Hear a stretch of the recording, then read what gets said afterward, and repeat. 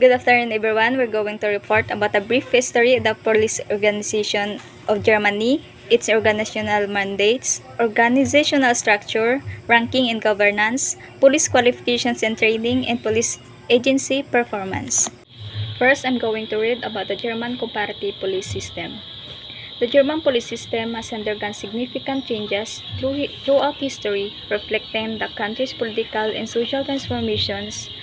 This presentation will explore the key developments of the Polizei or Federal Police and the Polizei or State Police in Germany. Area Germany tana ang Polizei tana ang responsible for national security.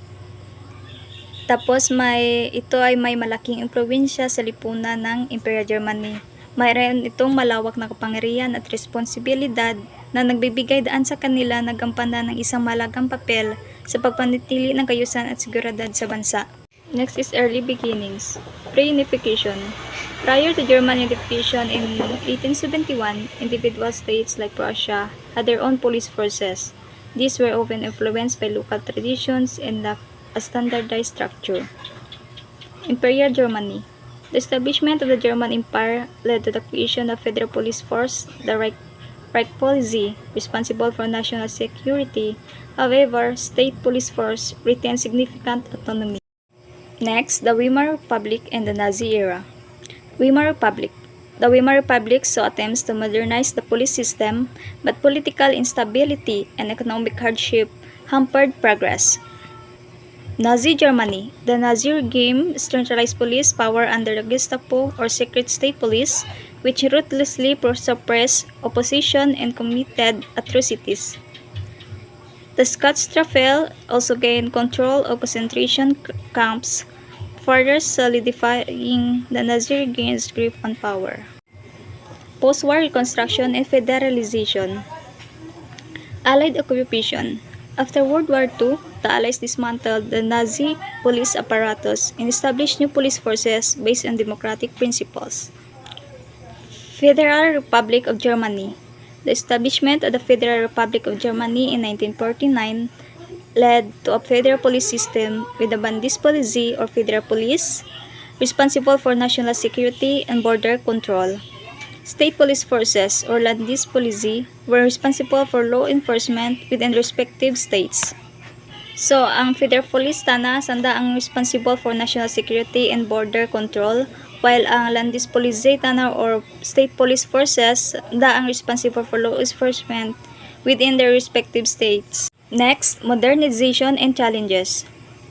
Reunification. The reunification of Germany in 1990 posed new challenges as the police forces of East and West Germany had to be integrated. European integration. Germany's membership in the European Union has led to increased cooperation and coordination between police forces across borders.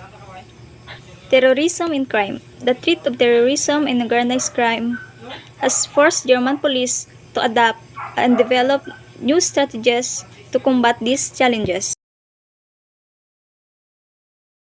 Organizational mandates. Vision.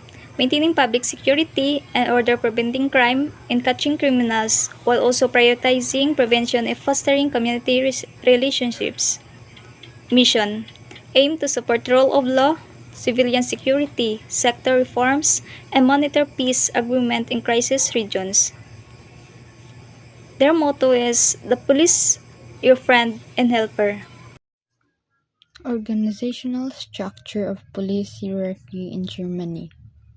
The police hierarchy in Germany is arranged in three categories, where each category possesses certain police ranks and designation. Following are the major levels of hierarchy, which are further subdivided into designation. First is the higher echelon. This echelon is constituted by highest rank officers of police. The candidate who possesses certain required police service experience and master's degree, preferably in law-related subjects, are eligible for the ranks. The officers under the category of elevated echelon can also compete for the ranks in this category after completing their masters from the Hochschule Polizei. The first or the higher ranks in higher echelon is Police Chief Director. Next is the Police Director, Police Senior Counselor, and Police Counselor. Second is the elevated echelon. The ranks under this category are the middle level ranks in the police hierarchy in Germany. The candidates, after completing their bachelor's from State College of Public Administration, can apply for these jobs in this category. The following designation fall under this level. First, Police Chief Inspector, Police Chief Inspector, Police Senior Inspector, and Police Inspector. Third is the medium echelon. This level is regarded as the lowermost level of police service.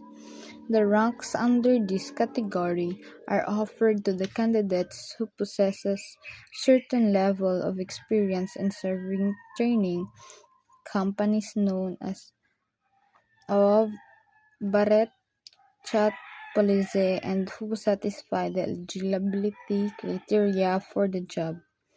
The ranks or designation under this category are Police Chief Master with upgraded pay, Police Chief Master, Police Senior Master, Police Master, Chief Constable, and Senior Constable.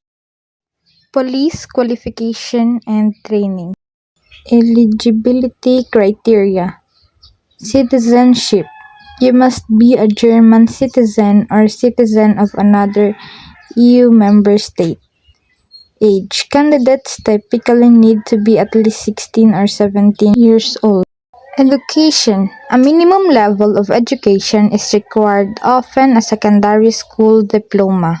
Background check.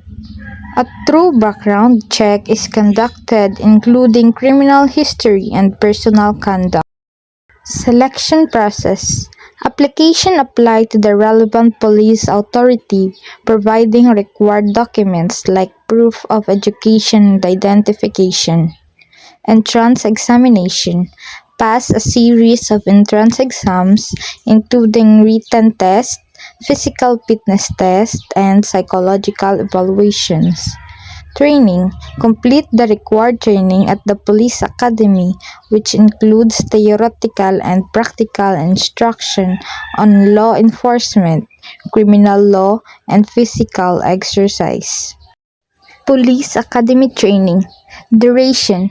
Training typically lasts 2 to 3 years, providing a comprehensive education in law enforcement.